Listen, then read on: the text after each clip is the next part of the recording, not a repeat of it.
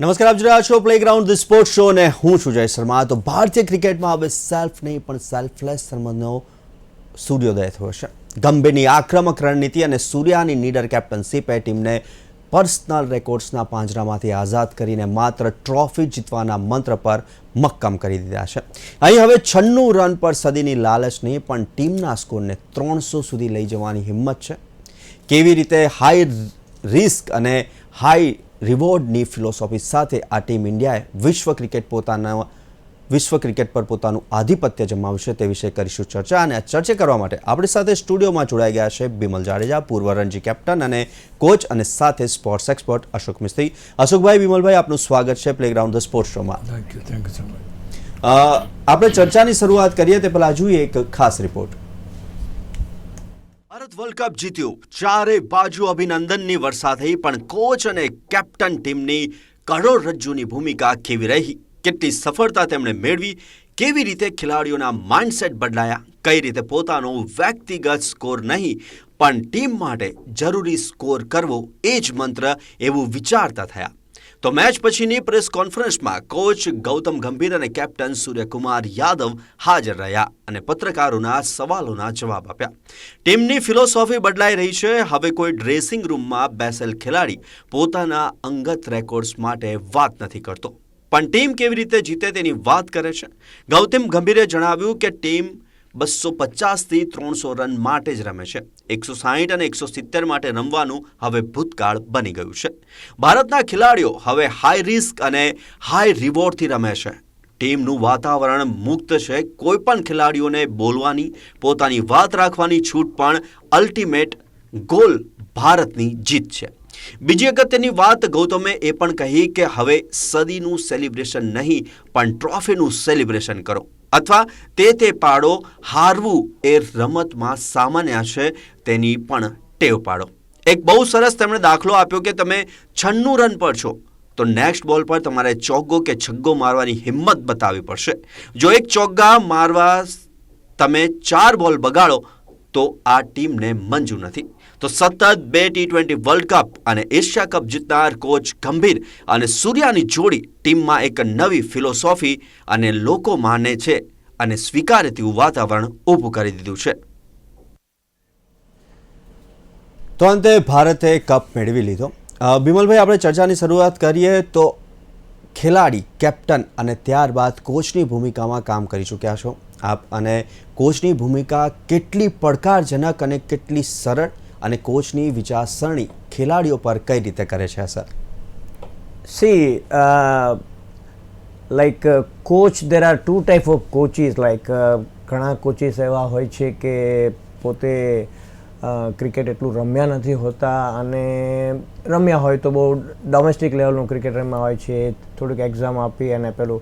અને certain coaches એવા હોય છે કે પોતે બહુ લાંબી કેરિયર સુધી રમ્યા હોય અને એ પછી કોચ થયા. તો there are two type of thinking, અને આઈ થિંક એમાં ડેફિનેટલી હું તો સ્ટ્રોંગલી બિલીવ કરું છું કે those who have played cricket અને કોચ, કારણ કે કોચિંગ શું છે? કોચિંગ મીન્સ કે હવે આ ઇન્ટરનેશનલ લેવલમાં કોઈ પણ કોચે કોઈ પણ ઇન્ડિવિજ્યુઅલ બેટ્સમેન કે બોલરને કોઈ ટેકનિક નથી શીખડાવવાની, કોઈ તમારે બેઝિક નથી શીખડાવવાનું કે ભાઈ તારું ફ્રન્ટ ફૂટ, તારે આ બોલને ઉપર રમવો, ફ્રન્ટ ફૂટ રમવું પડે અને બેક ફૂટ. દે નોઝ એવરીથિંગ. અહીંયા જે કોચનો જે રોલ હોય છે સ્પેશિયલી ઇન્ટરનેશનલ, અને એ પણ આ શોર્ટ ફોર્મેટમાં, એનો પોતાનું એક્સપિરિયન્સ, એને એક્સપિરિયન્સ એની ટીમ સાથે શેર કરવાનો હોય છે, એને ગાઈડ હોય છે. He is like A guide. અહીંયા હું એક એપ્રોપ્રિએટ વર્ડ આપીશ તો દેટ ઇઝ એ ગાઈડ, કે એને પોતાનો જે એક્સપિરિયન્સ છે, પોતાના જે અમુક સર્ટન મોમેન્ટો એની લાઈફમાં જે આવી છે ડ્યુરિંગ ધ એવા મેચીસમાં, એને ડિલિવર કરવાની છે રાઈટ ટાઈમે, રાઈટ પ્લેસે. તો એ કોચનો મેઇન હોય છે. યસ, આ હું ડ્યુરિંગ ધ મેચ કહું છું. મેચ પહેલાં મિટિંગ્સમાં દેર આર પ્લાનિંગ થાય છે, એમાં પ્લાન એ, પ્લાન બી સર્ટન થાય છે કે ભાઈ આપણે, કારણ કે એક વસ્તુ છે ક્રિકેટમાં, પ્લાન તો બધી ટીમ કરતા હોય, અને એવું નથી કે તમે તમારા પ્લાનમાં ઓલવેઝ સક્સેસ જાઓ છો.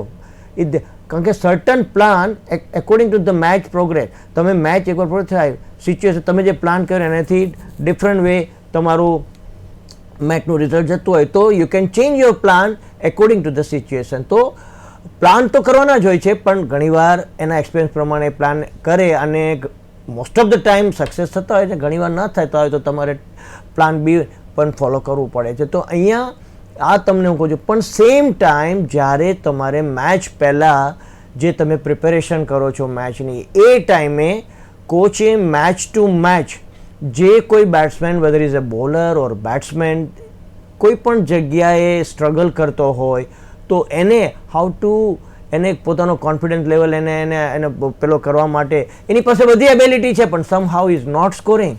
તો એ ટાઈમે કોચનો ઇમ્પોર્ટન્ટ બહુ હોય છે કે એને એક આપણે કહીને કે એક આપણો એની ટીમનો મેઇન પ્લેયર તરીકે એને ટ્રીટ કરવાનો છે અને એને રાઈટ ડિરેક્શન ઉપર પણ એને મોકલવાનો છે. કારણ કે આપણે સેમસનનું જોયું કે સેમસન આજે સ્ટાર્ટિંગમાં ફેલ ગયો હતો પણ છતાંય યસ, એને પોતાનો ટ્રસ્ટ હતો કે હી સચ અ ગાય કે once he start he will never stop, અને એ રિઝલ્ટ આવ્યું. તો કોચ એકચ્યુઅલી મારી દ્રષ્ટિએ it's a very hard job, કારણ કે તમારે બધી રીતે તૈયાર રહેવું પડે છે. અશોકભાઈ પ્રોબ્લી બહુ સાચું છે, કારણ કે જીતો તો વાવા થશે અને જો તમે હાર્યા સમજ્યા તો તમને જૂતાના હારે પહેરાવશે. આ તો ક્રિકેટ છે અને એ તો તમારે બધાને, અને તમે બધાને રાજી નથી રાખી શકતા.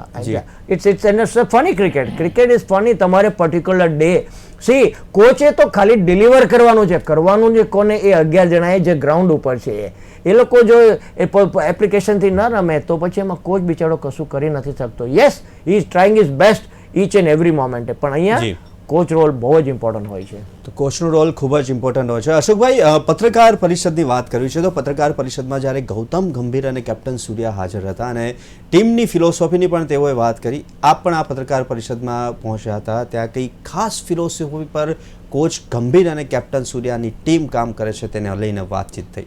In fact I was impressed the way Gautam Gambhir has shaped his team.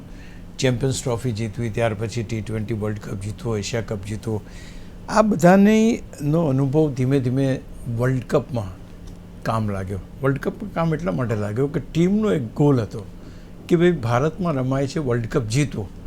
એટલે ગૌતમ ગંભીરે કીધું કે અમે પહેલી ફિલોસોફી એ લાવ્યા કે તમારા પર્સનલ રેકોર્ડ્સ નહીં પણ તમારી ટ્રોફી, તમે કેટલું જીતો છો એને આપણે સેલિબ્રેશન કરીશું. પર્સનલ રેકોર્ડના સેલિબ્રેશન કરવા નથી, પહેલી વાત આ. બીજી એણે બહુ જે ખૂબ ઇમ્પોર્ટન્ટ વાત કરી, which we have seen during the tournament, એણે કહ્યું કે ભારતની ટીમ હંમેશા 250 માટે જ રમશે. They will not play for less than 250. એટલે અહીંયા આગળ એણે કહ્યું કે હા, એમ કરવામાં અમે 111માં આઉટ થઈ ગયા સાઉથ આફ્રિકામાં, એવું થશે ક્યારેક, પણ અમારો એમ ક્યારે એવો નહીં કે અમે 170-80 કરીએ ને એટલા સામેની ટીમને નહીં કરવા દઈએ, એ રીતનો એટીટ્યૂડ નહીં હોય. અમારો એટીટ્યૂડ હશે ફાસ્ટ રમો, ફ્યુરિયસ રમો, કોઈ પણ જાતની બીક વગર રમો અને તમે સામેના ઓપોઝિશનને વિચારવાની તક ના આપો. આઈ થિંક 250 રનની જે ફિલોસોફીની વાત કરી, એણે કહ્યું કે આ 300 સુધી જઈ શક્યું હોત. તો એ જે પર્ટિક્યુલર વાત જે કહી, that is the philosophy of the team.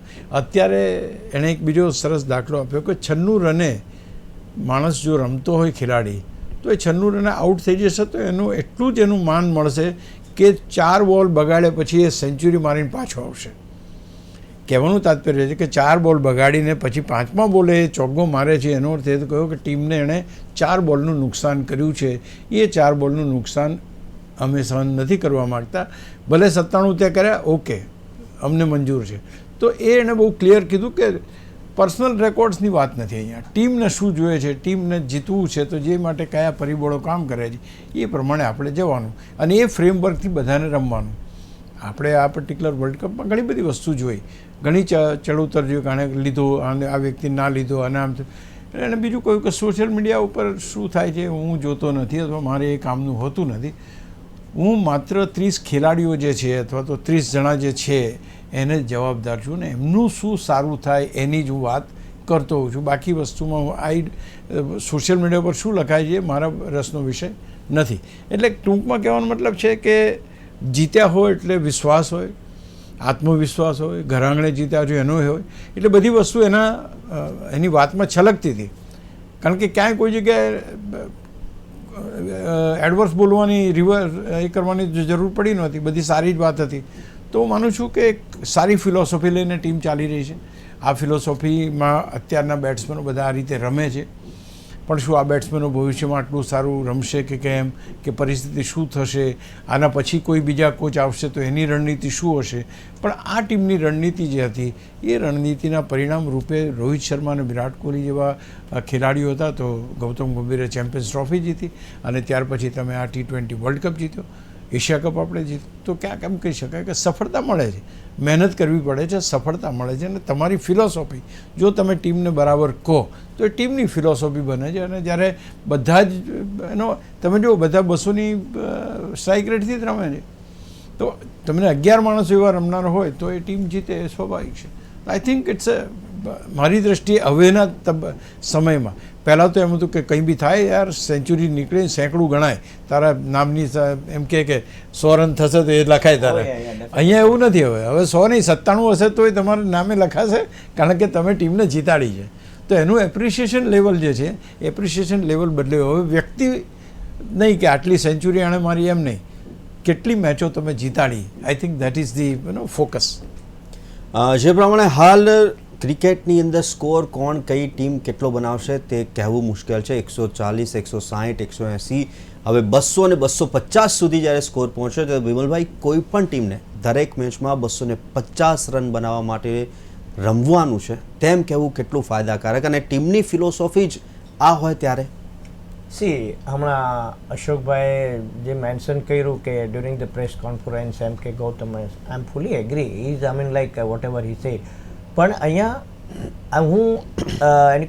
પણ હું એક વસ્તુ એડ કરવા માગું છું કે આની જોડે જોડે કે 250ની જ્યારે વાત આવે છે રાઈટ, સમહાઉ ક્રિકેટ એક એવું છે, એમાં સ્પેશિયલી આ શોર્ટ ફોર્મેટ એવું છે કે એ વિકેટ ઉપર પણ ડિપેન્ડ કરે છે. તમે બધા મેચીસ જુઓ, આ વર્લ્ડ કપ શ્રીલંકા અને ઇન્ડિયા બંને જગ્યાએ હતા, બરાબર છે.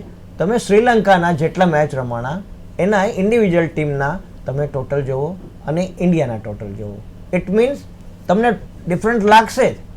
તો અહીંયા હું એમ કહું ઇઝ વેરી મચ રાઇટ. એટલે અહીંયા ગૌતમનું એવું છે કે when you are getting such type of wicket, બરાબર છે, અને ઇન્ડિયામાં એ મેક્સિમમ છે. અને T20માં સ્પેશિયલી શોર્ટ ફોર્મેટમાં ગ્રાઉન્ડમેનને ક્લિયર મારી દ્રષ્ટિએ એવી ઇન્ટિમેશન હોય છે કે બને ત્યાં સુધી બેટિંગ ટ્રેક બનાવો. ઇટ્સ એ ગુડ કે સારું બંને ટીમ ટોટલ કરે અને ઇવન બધી રીતે બધા પાર્ટથી એ લોકો વિચાર કરતા હોય છે એ પ્રમાણે વિકેટ બનાવતા. તો અહીંયા મારું એમ કહેવાનું છે કે મેચ આઈ મીન લાઈક ઘણીવાર તમારી સ્ટ્રેન્થ પ્રમાણે હોમ ટીમને એડવાન્ટેજ હોય છે કે સામેની શું સ્ટ્રેન્થ છે એનો. જો મીડિયમ પેસર વધારે સારા હોય તો ઘણીવાર હોમ જે ટીમ હોય છે એ ગ્રાઉન્ડમેનને એવું પણ કહી શકે કે ભાઈ બને ત્યાં સુધી થોડી સોફ્ટ વિકેટ બનાવજો કે અને ડ્રાય બનાવજો કે આપણે સ્પિનરને, તો એના મીડિયમ પેસર થોડા ડલ પડી જાય. જે exactly that's what happen in this match.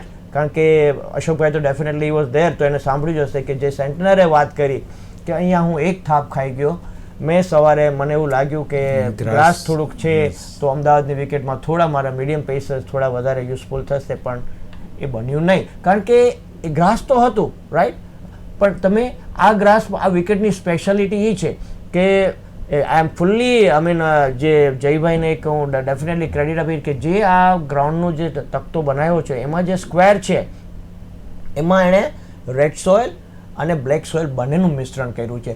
પણ 1-2 વિકેટ એવી બનાવી છે કે એટલે સર્ટન વિકેટ રેડ સોઇલની છે, સર્ટન વિકેટ બ્લેક સોઇલની છે ટોટલી, પણ અમુક એવી 1-2 વિકેટ એવી છે કે જેમાં બંને સોઇલનું મિશ્રણ કરી અને એને વિકેટ બનાવી છે. આઈ થિંક જે કાલે તમે એ વિકેટ ઉપર રમ્યા હતા, જે રીતે કોમેન્ટેટર વાત કરતા હતા, એ લોકોએ જે ડિસ્કસ કર્યું, જે મેં સાંભળ્યું, તો અહીંયા એટલે જે થાપ ખાઈ ગયો Santner because of that reason કે it was not fully red soil. Red soil હોય તો તમને બાઉન્સ તમને એ બધું મળે, પણ અહીંયા બ્લેકને લીધે એને એવો બાઉન્સ ના મળ્યો અને વિકેટ બહુ ઇઝી લાગી બેટ્સમેન માટે, અને જેનો ભરપૂર ઇન્ડિયાના બેટ્સમેને લાભ લીધો. તો અહીંયા મારી દ્રષ્ટિએ વિકેટની વાત આપણે કરી છે ત્યારે હું ડેફિનેટલી એ કહીશ કે કોઈ પણ મેચીસ હોય છે, કોઈ પણ મેચીસ હોય છે ઓલવેઝ વિકેટ ઉપર જ ડિપેન્ડ કરતા હોય છે, એમાં જેમાં હોમ ટીમને ઓલવેઝ એડવાન્ટેજ હોય છે. અને ભવિષ્યમાં પણ આપણે એવી બહાર જ્યારે જશું ત્યારે આપણે એ પણ તૈયારી રાખવાની કે જ્યારે આપણને ઇન્ડિયા જેવી વિકેટ નહીં મળે આપણે શ્રીલંકા જાશું તો શ્રીલંકામાં એવી વિકેટ નહીં મળે, ઓસ્ટ્રેલિયા જશું એવી વિકેટ નહીં મળે, સાઉથ આફ્રિકા જશું એવી વિકેટ નહીં મળે. તો તમારે as a batsman, as a bowler તમારે એ રીતે તમારી પ્રિપેરેશન રાખવી પડશે. અશોકભાઈ, ગૌતમ ગંભીરે એ પણ કહ્યું કે હવે સેન્ચુરીની નહીં પણ ટ્રોફીની ઉજવણી કરો અને સાથે જ પર્સનલ રેકોર્ડની નહીં પણ જીતની ઉજવણી કરો. આ વાક્ય કેટલું યથાર્થ? કોઈ પણ કોચ હોય કે કોઈ પણ કેપ્ટન હોય એ દેશને જીતાડવા માટે રમતો હોય, કોઈના પર્સનલ રેકોર્ડ્સ બનાવવા માટે તો ના જ રમતો હોય. એક વસ્તુ ચોક્કસ છે કે જો એવું જ આપણે વાત કરીએ તો આટલા મહાન બેટ્સમેનો થયા, એમણે જે સ્કોર કર્યો, એમણે રેકોર્ડ્સ બનાવ્યા, એનું શું? પણ gone are the days, those were the test match days. કે ટેસ્ટ મેચ ડેઝની અંદર ચેતેશ્વર પૂજારા ખાતું ખોલવા માટે 40 બોલ લેતો હતો, 50 બોલ લેતો હતો. તો that is happen because that was test. ત્યાં જોવામાં આવતું હતું કયો ખેલાડી કેટલો લાંબો સમય વિકેટ ઉપર ટકે છે, એ અગત્યનું હતું. તો એ જે ફોર્મેટ હતું 5 દિવસનું ફોર્મેટ એ ગયું. પછી 60 ઓવરનું ફોર્મેટ આવ્યું, પછી 50 ઓવરનું આવ્યું. એટલે 50નું આવ્યું ત્યારે આપણને એમ લાગ્યું કે આ તો કેવું ક્રિકેટ છે. એમાં તમે વિચાર કરો કે સુનિલ ગાવસ્કર જેવા મહાન ખેલાડી, અત્યારે આપણે મહાન કહેતી વખતે તો બેટ્સમેન હતા, એ પહેલી ઓવરથી 60મી ઓવર સુધી રમાઈને 36 રન બનાવ્યા. એટલે કહેવાનું તાત્પર્ય છે કે તમે જેમ જેમ ચેન્જીસ થાય છે, જેમ જેમ અહીંયા આગળ ફેરફારો થાય છે, એ પ્રમાણેની રણનીતિ બદલાય છે. આ પર્ટિક્યુલર ફોર્મેટને એટલા માટે ડેવલપ કરવામાં આવ્યું કે જેથી કરીને એને ફ્રેન્ચાઇઝી ક્રિકેટ કહી શકાય, અથવા તો એવું ક્રિકેટ કહેવાય કે જેમાં બધી જ વસ્તુ આવે, ગ્લેમર આવે, રોમાંચ આવે, પૈસો આવે, આ બધી. તમે જો વિશ્વના દરેક દેશમાં અત્યારે આ પ્રકારની T20 ટુર્નામેન્ટ આપણે IPL જેવી ચાલુ છે જ. IPL જેવી ટુર્નામેન્ટ જ્યાં સુધી ચાલુ હશે વિશ્વમાં, ત્યાં સુધી આપણને એવા જબરજસ્ત ખેલાડીઓ મળવાના કે જે છગ્ગા, હમણાં આપણો વૈભવ રમ્યો એના કરતાં ફાસ્ટ રમે છે. તો આપણને એમ વિચાર કે આ 40-50 બોલ રમે છે, 150 રન કરે છે છોકરો, તો ક્યાં જઈને અટકશે ક્રિકેટ? તો જ્યાં જ્યાં સુધી આ પ્રકારનું ક્રિકેટ એ થયું છે, મીન્સ કે આવ્યું છે, ત્યારથી આ બદલા. અને હવે એમ કહી જ શકાય કે રેડ બોલ cricket is totally different, white બોલ cricket is also different, but T20 is absolutely different. કારણ કે ત્યાં પેલી 50 ઓવરની જે મેચો રમી એ હવે ટેસ્ટ મેચ જેવું થઈ ગયું, ટુ બી પ્રિસાઇઝ. પણ અહીં આગળ તમારે પરિણામ જોઈએ ને, એટલે આ જે પરિસ્થિતિ બની છે એ આના કારણે બની છે. વિમલભાઈ, સૌથી પહેલાં તો ચેમ્પિયન્સ ટ્રોફી, ત્યારબાદ એશિયા કપ અને હવે 2026 T20 વર્લ્ડ કપ. ગંભીરની આ કેરિયર કેટલી મહત્વની? શું બદલાવ ટીમમાં લાવવામાં સફળ થયો Gambhir? It's a very good question actually. અને આ ત્રણેય તમે જે ચેમ્પિયનશિપની વાત કરી એમાં let me talk about world cup.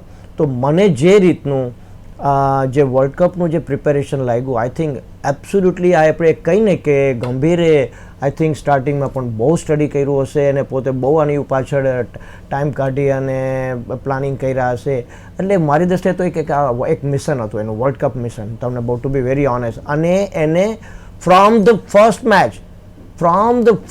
Match એ માણસે જે પ્લાનિંગ અને યસ, તમને એવરી ડે મને એમાં ઇમ્પ્રુવાઇઝેશન લાગતું હતું.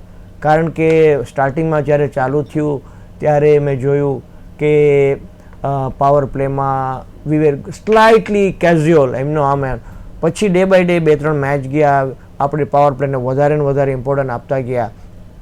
અને આપણે જે પાવર પ્લે તમે જુઓ, આ વર્ષે ધ બેસ્ટ થિંગ જે પાવર પ્લેમાં જે કોઈ ટીમે 40 થી 60 ની વચ્ચે જેને રન બનાવ્યા છે, એ લગભગ team 95% team they can able to score 175, 80 બધાએ કર્યા છે.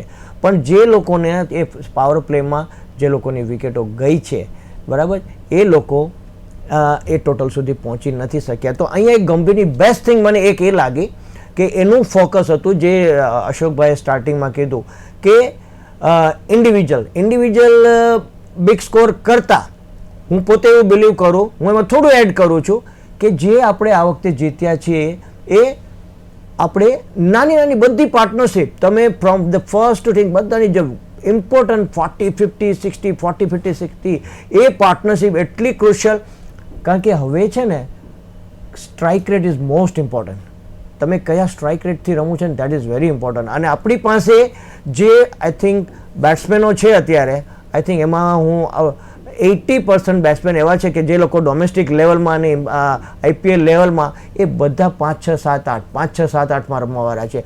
એટલે એ લોકોને આવીને તો એના પોતાના શોટ્સ ચાલુ જ કરી દેવાના હોય છે અને એ કોમ્બિનેશનથી એણે આખી ટુર્નામેન્ટ એને હેન્ડલ કરી છે. પ્લસ કે એને સર્ટન પ્લેયરમાં જેમ કે સેમસન જેવાને જોડે રાખ્યો, એને ખબર હતી કે is a master cricketer. I think મને થ્રુઆઉટ એને આ ત્રણ ઇનિંગમાં એને આખી મને એટલો ખુશ કર્યો કારણ કે એબ્સોલ્યુટલી ક્રિકેટિંગ શોટ અને શું એલિગન્ટ લાગતો હતો એ માણસથી, શું અને વોટ એ ઇઝી શોટ, કેટલો ક્લોઝ. આ મને રાહુલ યાદ આવતો હતો કારણ કે રાહુલ સેમ એટલો નજીક બોડીથી રમીને એ સર્ટન ક્લિયર કર્યા છે એને જે લેગ સાઈડ ઉપર જે ફ્લિક કર્યા છે.